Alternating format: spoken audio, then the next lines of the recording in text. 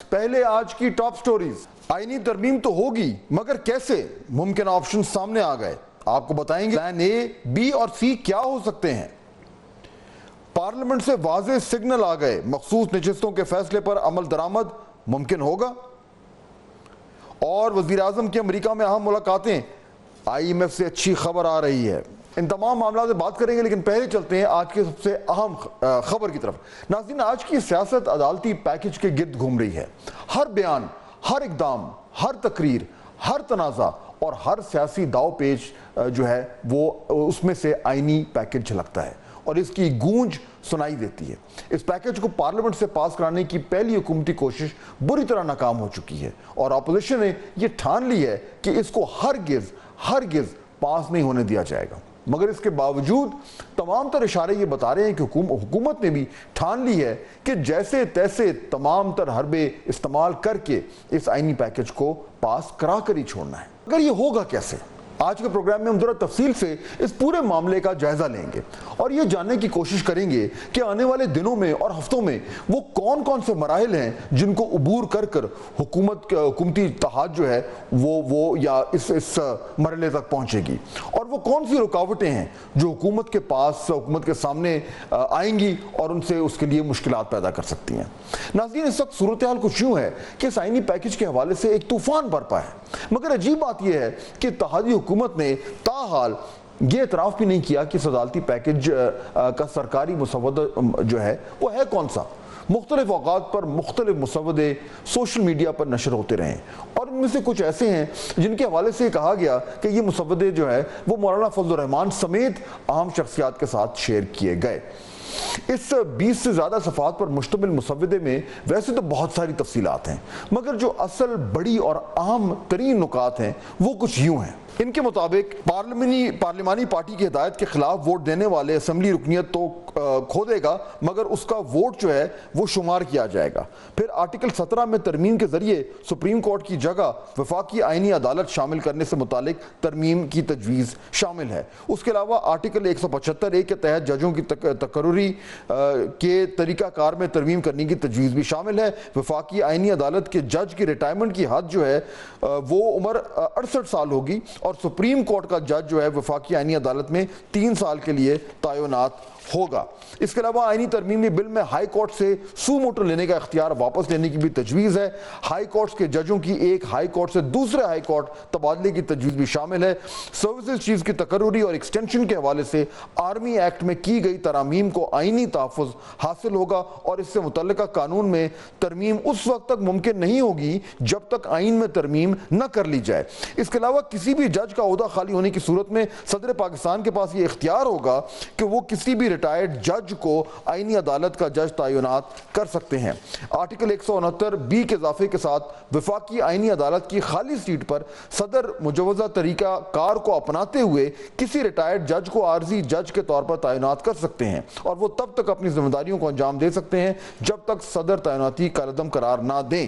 اس کے علاوہ chief election commissioner اور ممبر الیکشن کمیشن کی مدت ملازمت سے متعلق بھی ترمیم شامل ہے. آئین کے آرٹیکل 215 میں ترمیم کے ذریعے چیف الیکشن کمشنر یا ممبر الیکشن کمیشن ریٹائرمنٹ کے بعد بھی عہدے پر اس وقت تک کام جاری رکھ سکتے ہیں جب تک نیا چیف الیکشن کمشنر یا ممبر کی تعیناتی نہ ہو. اس کے علاوہ جو چیف الیکشن کمشنر یا ممبر الیکشن کے عہدے پر پہلے سے تعینات رہے ہوں ان کو قومی اسمبلی اور سینٹ سے قرارداد کے ذریعے دوبارہ 3 سال کے لیے تعینات کیا جا سکتا ہے. اس کے علاوہ اسلام آباد ہائی کورٹ کی ججوں کی تقرری کا طریقہ بھی تبدیل کرنے کی تجویز ہے اور اسلام آباد ہائی کورٹ کے ججوں کی تقرری کے لیے قائم کمیشن میں اب چیف جسٹس اسلام آباد ہائی کورٹ کے ساتھ اسلام آباد بار کا نمائندہ اور ایک وفاقی وزیر بھی شامل ہوگا. موجودہ قانون کے مطابق چیف جسٹس اور سینئر ترین جج کمیشن کا حصہ ہوں گے. یہ کچھ سیلین پوائنٹس ہیں ناظرین، لیکن ان میں بہت سارے ایسے معاملات ہیں جن کے اوپر بہت زیادہ اختلاف ہو رہا ہے، جس میں خاص طور پر جو فیڈرل کانسٹیٹیوشن کورٹ بن رہا ہے اس کا سپریم کورٹ، اس کے بعد اس کا کیا اس کا سٹیٹس ہوگا، اور یہ کہ ججز کی تعیناتی کے اوپر اب گورنمنٹ کا کنٹرول آ جائے گا، اور اس کے ساتھ ساتھ ہائی کورٹ میں جو جج صاحبان ہیں ان کا جو تبادلے ہیں وہ ان کی مرضی کے بغیر بھی ہو سکتے ہیں. یہ وہ تمام تر معاملات ہیں جن کے اوپر بہت تنقید ہو رہی ہے، لیکن گورنمنٹ اب تک یہ کہہ رہی ہے کہ یہ مسودہ جو ہے وہ فائنل نہیں ہے. اب مثال کے طور پر ناظرین، جس طرح میں نے کہا کہ اس بل کے حوالے سے جو اعتراضات ہیں ان میں یقیناً کافی جو ہے وہ وزن ہے، لیکن اس کے ساتھ ساتھ اگر ہم یہ بھی دیکھیں کہ ان اعتراضات کی وجہ سے جو ہے ہر آئینی جو پیکج ہے اب پارلیمانی یہ جو پیکج اس کی ہم بات کر رہے ہیں یہ پارلیمانی ووٹنگ سے بڑھ کر ایک سیاسی جنگ کا رخ اختیار کر چکا ہے، اور اس جنگ کی پہلی لڑائی میں حکومتی اتحاد کو شکست کا سامنا ہوا تھا، یعنی نمبرز میں شکست۔ اب اگر حکومت یہ جنگ جیتنا چاہتی ہے تو اسے اس نمبرز کی شکست کو نمبرز کی فتح میں تبدیل کرنا ہوگا، یعنی کہ ان نمبرز کو تبدیل کرنا ہوگا، اور یہ نمبرز دو طریقے سے حکومت جو ہے وہ تبدیل کر سکتی ہے اپنے حق میں۔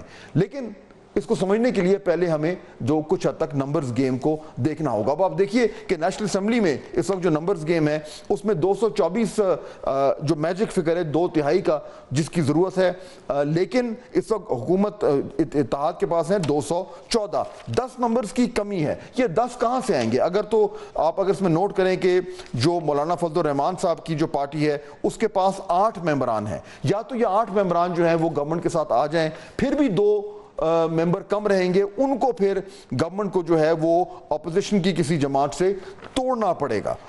تو یہ معاملہ جو ہے یہ نمبرز بالکل کلیئرلی بتا رہے ہیں کہ تھوڑی سی مشکلات حکومت کو فیس کر سکتے ہیں۔ اگر ہم سینٹ کی بات کریں تو سینٹ میں بھی معاملات آپ کے سامنے ہیں۔ اس وقت مکمل طور پر جو ہے وہ جو حکومتی اتحاد ہے اس کے پاس 59 ہے، ٹوٹل جو میجک نمبر ہے 2/3 کے لیے وہ 64 ہے۔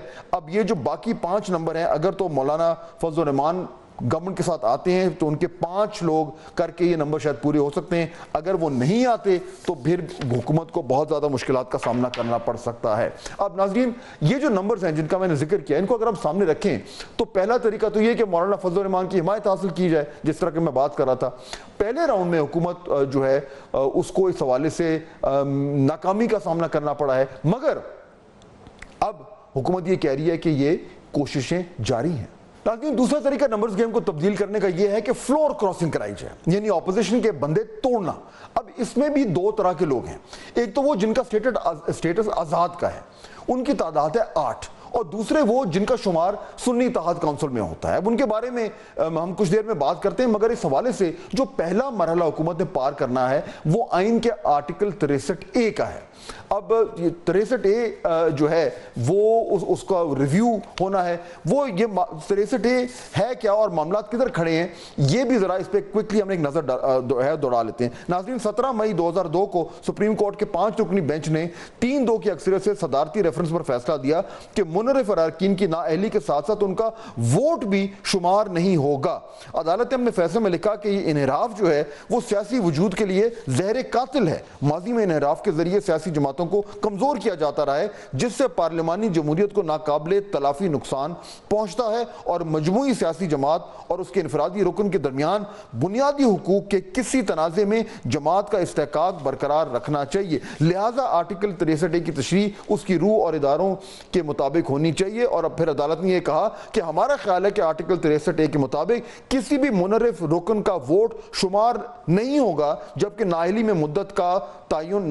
کی مدت کا تعین جو ہے وہ پارلیمان کرے گی۔ اس کے بعد ایک نظر ثانی درخواست دائر کی گئی اس فیصلے کے خلاف 23 جون 2022 کو، اور اس درخواست کو منصور عوان صاحب نے دائر کیا جو آج کل by the way attorney general ہیں۔ اس درخواست کے مطابق عدالت اپنے فیصلے پر نظر ثانی کر کے اپنا موقف واپس لے۔ عدالتی تشریح نے آرٹیکل 95 کو غیر مؤثر کر دیا ہے، جو کہ تحریک عدم اعتماد کی اجازت دیتا ہے۔ عدالت کے پاس آئین کو دوبارہ لکھنے کا اختیار نہیں ہے، آئینی تشریح بھی آئین میں دیے گئے اصولوں کے مطابق ہوگی، اور اس درخواست میں وفاقی حکومت اور الیکشن کمیشن کو جو ہے وہ فریق بنایا گیا۔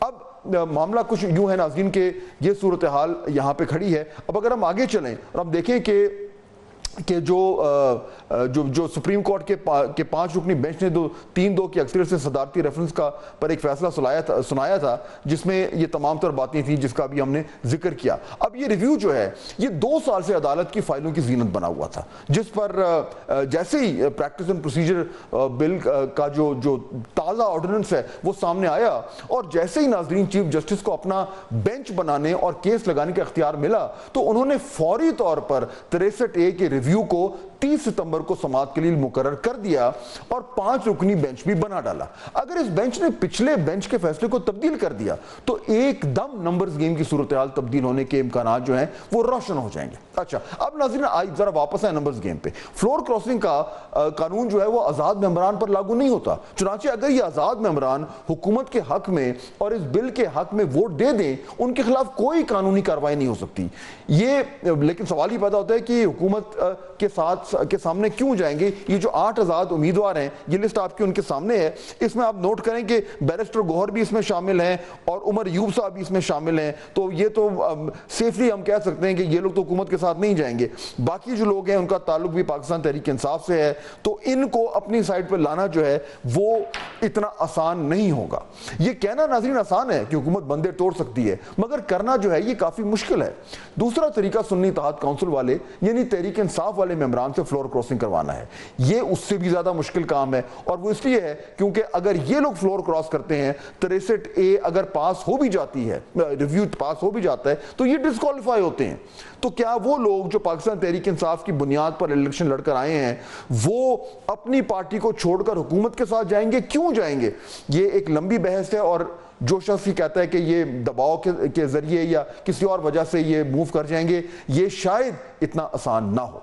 चुनांचे नाज़रीन, हुकूमत के इरादे जितने भी पुख्ता हों, उनको अमली जामा पहनाना इतना आसान नहीं होगा। तो फिर क्या होगा नाज़रीन?